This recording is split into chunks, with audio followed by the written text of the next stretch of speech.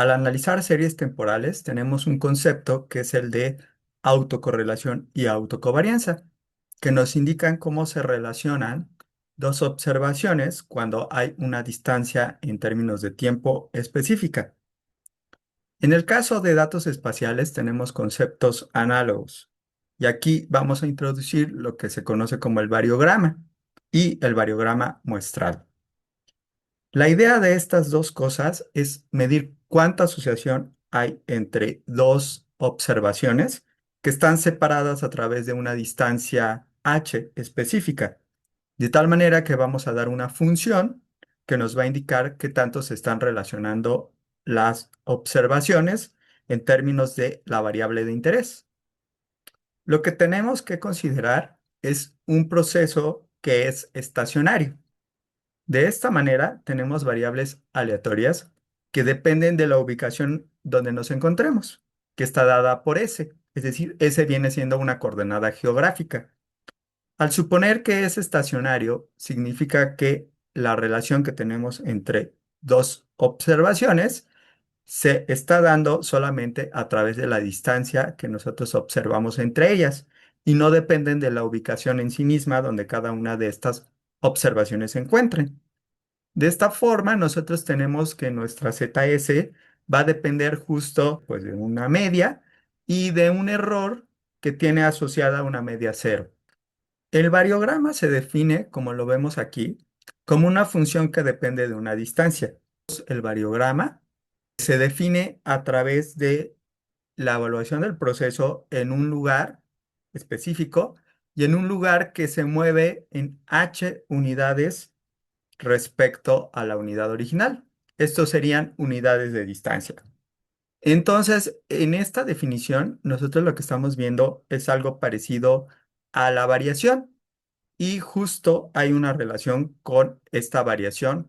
Puede demostrarse que justo este variograma está dado a través de la varianza que nosotros tenemos asociada a nuestra variable, es decir, que tanto se dispersa y también depende de una parte adicional que es la covarianza que tenemos entre lo que ocurre en el lugar S y un lugar que está ubicado h unidades de distancia alejada.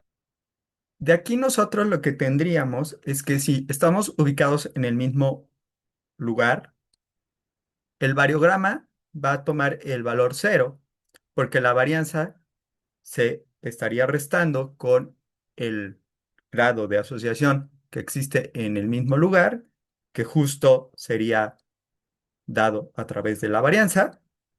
Y en caso de que nosotros tengamos un valor más elevado de la distancia, lo que va a tender a ocurrir es que entonces observemos que esta fórmula va a tender a ser cada vez más grande. Es decir, vamos a tener que se le está restando un número más grande y entonces lo que ocurriría es que la varianza vendría siendo como que el punto más alto que pudiéramos tomar.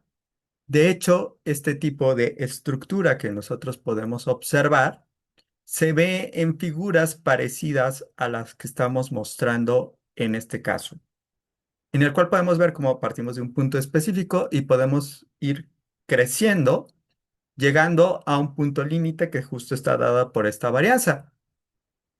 Entonces la distancia y nuestro variograma van a tender a tener figuras como esta que son no decrecientes. Aquí estamos agregando algo adicional, sería como un cierto margen de error que tenemos cuando estamos ubicados en el mismo lugar. En el caso del covariograma, observaríamos lo opuesto. Aquí nosotros esperaríamos que tuviéramos una figura que tendiera a decrecer a medida que aumenta la distancia. Esto ocurre justo porque a medida que nosotros nos estemos alejando de la unidad donde nos encontramos, esperamos que haya una asociación cada vez más baja. De forma muestral, nosotros lo que tenemos que hacer para poder obtener este valor asociado al variograma es utilizar una fórmula muy parecida a la que utilizamos para estimar una covarianza. Simplemente lo que tenemos que hacer es reemplazar esta fórmula por los valores que corresponden a la suma de las diferencias al cuadrado del valor del proceso en el lugar donde nos encontramos y en un lugar que está alejado en 8 unidades de tiempo. Esta fórmula que nosotros estamos viendo aquí va a estar dependiendo de particiones que nosotros vamos a hacer de las distintas distancias, para que entonces, en lugar de que nosotros tengamos un valor por cada una de las distancias, nosotros podamos formar lo que se conocen como bins, que son divisiones de distancias, y que entonces podamos hacer el cálculo de esta fórmula a partir de unas ciertas distancias y unos rangos generados de estas distancias, y que entonces tengamos para diferentes distancias el valor asociado a el variograma.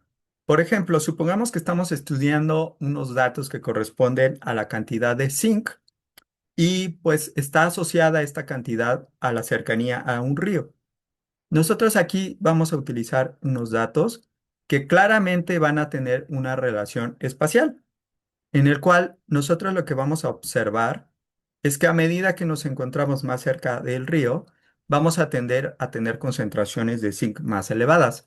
Además, vemos que las concentraciones se van dando como en una especie de rangos o estratos que se relacionan con que a más cerca del río, pues tenderíamos a tener mayor cantidad de zinc. Esto mismo se observa cuando nosotros vamos viendo la cantidad de zinc y la distancia al río. Aquí nos fijamos que lo estamos usando en escala logarítmica, la cantidad de zinc, porque esto nos permite ver de una forma más clara la relación lineal que nosotros vamos a tener para poder calcular el variograma para un cierto conjunto de datos.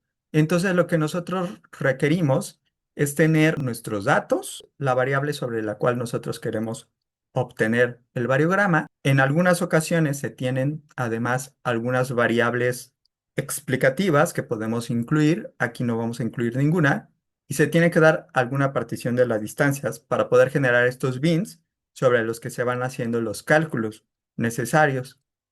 También podemos obtener una nube de puntos en la cual nosotros vamos a estar evaluando para todas las posibles distancias, sin tomar en cuenta los bins, cuál es el valor que estamos tomando en nuestra función asociada de alguna manera al variograma, que vendría siendo el valor de la diferencia que tenemos para nuestra variable en un punto específico y esa misma variable en un punto específico movido en h unidades elevados al cuadrado, lo cual forma parte del cálculo del variograma muestral.